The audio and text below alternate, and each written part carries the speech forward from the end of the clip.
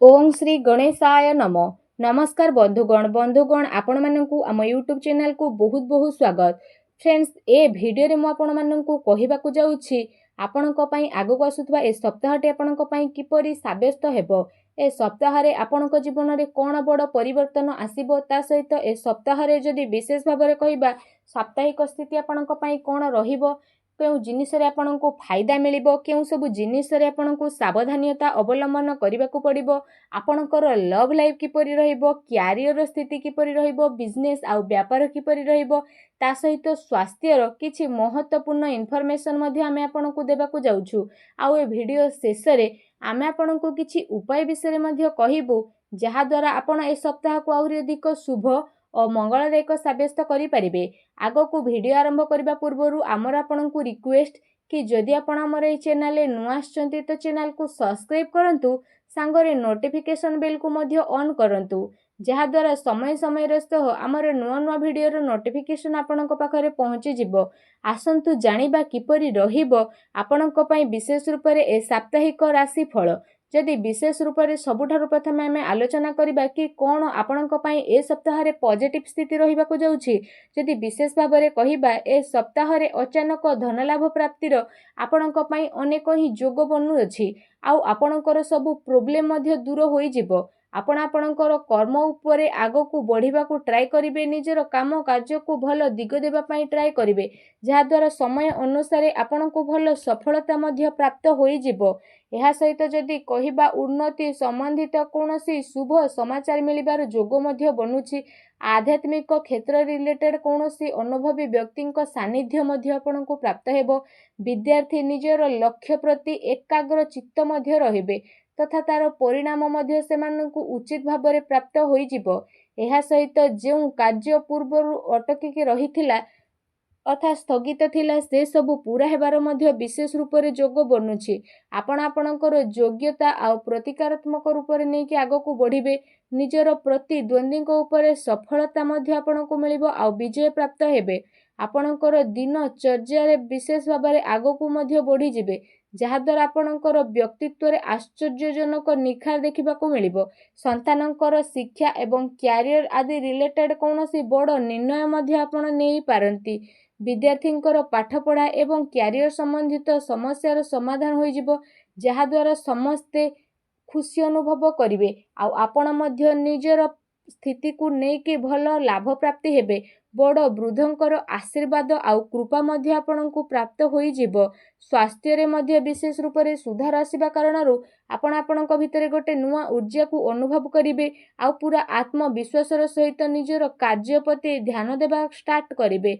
कौनसी शुभ समाचार मिलिबा कारणरू मनरे प्रफुल्लता मध्ये रहिबो। एहा सहित जदि कहिबा आपण माने व्यवहार कुशल मध्ये रहिबे, बुद्धिमता एवं होशियारीर सह सबु कार्य को मध्ये आपण करि नेबे, जहा द्वारा आपणको काफी खुशीर मध्ये अनुभव होई जिवो। ता सहित जदि विशेष भाव रे कहिबा कोन नेगेटिव आपणको पई रहिछि, जदि विशेष रूप रे कहिबा सामाजिक मान सम्मान प्राप्त हेबार संभावना जेहेतु कम रहिछि, तो कोनोसी ना कोनोसी कार्य को विस्तरता और गंभीरतार सह पूर्ण करंतु। एहा द्वारा सफलता आउ सम्मान आपणको प्राप्त हेबो। सबु बंधुंक रिलेट सह संबंध खराब हेबार स्थिति रहिछि। धन संचय करिबार विशेष रूप रे प्रयास मध्ये आपण ए समय रे करि पारंती, सावधान हुंतु।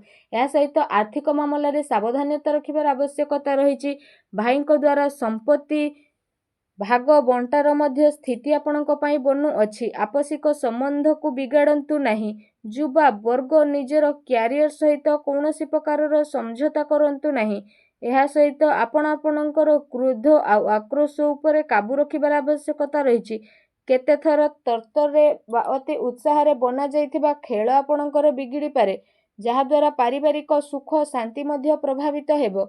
निजर लक्ष्य प्रति दृष्टि रखिबा आपणक पई अति आवश्यकता रहिछि। एहा सहित अजणा आ अपरिचित लोकंक द्वारा व्यवहार रे लेनदेन रे सावधानता रखिबा। आपण कोनोसी साजिश बा षडयंत्रर शिकार मध्ये होई पारंती। सेथि पई बेहतरीन उपाय आपणक पई एहा रहइबो कि आपण भूल संगति ठारू दूरी कि ही रुहंतु।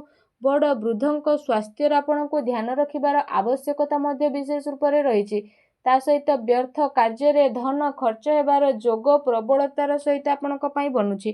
ଭୂମି ଏବଂ ବାହନକୁ ନେଇ କୌଣସି ବଡ଼ କାର୍ଯ୍ୟ ଆପଣଙ୍କୁ କରିବାକୁ ପଡ଼ିପାରେ। ସେଥିପାଇଁ ନିଜର ଆର୍ଥିକ ସ୍ଥିତିକୁ ଧ୍ୟାନରେ ରଖିକି ହିଁ ଆପଣ କିଣାକିଣି ରିଲେଟେଡ୍ ଯୋଜନା ବନାନ୍ତୁ। ଏହା ଆପଣଙ୍କ ପାଇଁ ବେହତରିନ ସାବ୍ୟସ୍ତ ହେବ। ଆସନ୍ତୁ ଜାଣିବା ଏ ସପ୍ତାହରେ ଆପଣଙ୍କର ଲଭ୍ ଲାଇଫ୍ ସ୍ଥିତି କିପରି ରହିବ। କି ଦାମ୍ପତ୍ୟ ଜୀବନକୁ ନେଇ ସ୍ଥିତି କାଫି ଭଲ ରହିବାକୁ ଯାଉଛି। ଜୀବନ ସାଥୀଙ୍କ ସହିତ ମଧୁର ସମ୍ବନ୍ଧ ହେବା ସହିତ ଆପଣଙ୍କୁ ତାଙ୍କର ସହଯୋଗ ମଧ୍ୟ ବିଶେଷ ରୂପରେ ପ୍ରାପ୍ତ ହୋଇଯିବ। ଘର ପରିବାରର ସୁଖ ସୁବିଧା ପ୍ରତି ଆପଣଙ୍କର ପ୍ରାଥମିକତା ମଧ୍ୟ ବନିବ। ପତି ପତ୍ନୀଙ୍କ ଭିତରେ ସମ୍ବନ୍ଧ ମଧ୍ୟ ଭଲ ରହିବ। ସନ୍ତାନଙ୍କର କୌଣସି ଜିଦ୍ଦିପଣ ବା ନକାରାତ୍ମକ ରବୈୟା ଆପଣଙ୍କର ଚିନ୍ତାର କାରଣ ମଧ୍ୟ ବିଶେଷ ରୂପରେ ବନିପାରେ। ଆସନ୍ତୁ ଜାଣିବା ସପ୍ତାହରେ ବ୍ୟବସାୟ କ୍ୟାରିୟର ସ୍ଥିତି କିପରି ରହିବ। ତ ବିଶେଷ ଭାବରେ ବ୍ୟାପାରର ବିସ୍ତାର ସମ୍ବନ୍ଧିତ ନୂଆ ସମ୍ଭାବନା ଉପରେ ବିଚାର ହେବ।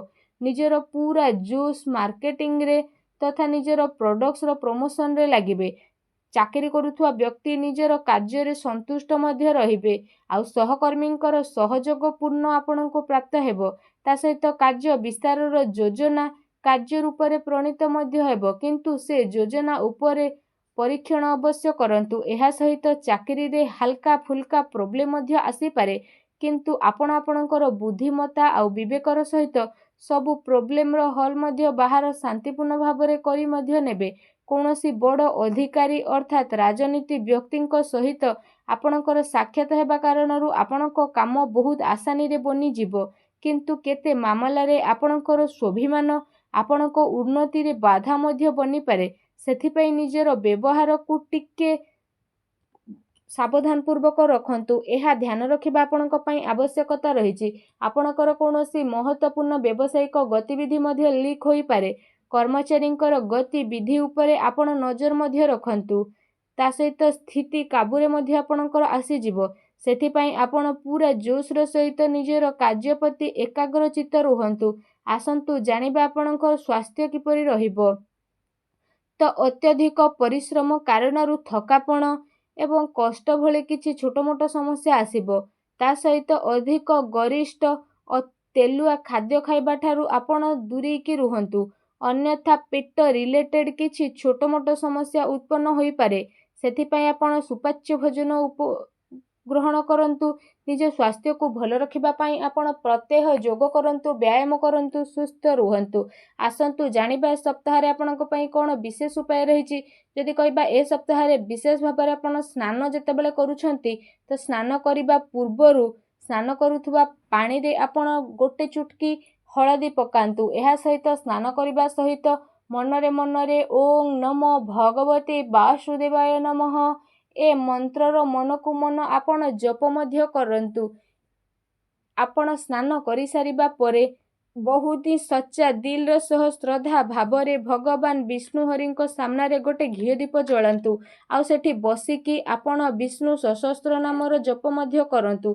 ଏପରି କରିବା ମାତ୍ରେ ହିଁ ଭଗବାନ ବିଷ୍ଣୁ ବହୁତ ଶୀଘ୍ର ପ୍ରସନ୍ନ ହେବେ ଆଉ ଆପଣଙ୍କର ସମସ୍ତ କଷ୍ଟକୁ ଦୂର କରିବେ। ଯାହା ବି ଆପଣଙ୍କ ଜୀବନରେ ପ୍ରୋବ୍ଲେମ ଚାଲିଛି ସବୁ ପ୍ରୋବ୍ଲେମକୁ ଅନ୍ତ କରିବେ ଆଉ ଆପଣଙ୍କ ଜୀବନରେ ଖୁସି ହିଁ ଖୁସି ଆସିବ। ଆପଣ ଏ ଉପାୟକୁ ଅବଶ୍ୟ କରନ୍ତୁ। ଆପଣଙ୍କୁ ଏପରି କରିବା ଦ୍ୱାରା ଲାଭ ମଧ୍ୟ ପ୍ରାପ୍ତ ହେବ। ଭଗବାନ ବିଷ୍ଣୁଙ୍କର ଆଶୀର୍ବାଦ ଆପଣଙ୍କୁ ପ୍ରାପ୍ତ ହେଉ। ସଚ୍ଚା ଦିଲରେ କମେଣ୍ଟ ବକ୍ସରେ ଜୟ ଶ୍ରୀ ହରି ବିଷ୍ଣୁ ବୋଲି ଅବଶ୍ୟ ଲେଖନ୍ତୁ ଆଉ ଭିଡ଼ିଓକୁ ଲାଇକ୍ କରିବା ପାଇଁ ଭୁଲନ୍ତୁ ନାହିଁ। ଧନ୍ୟବାଦ।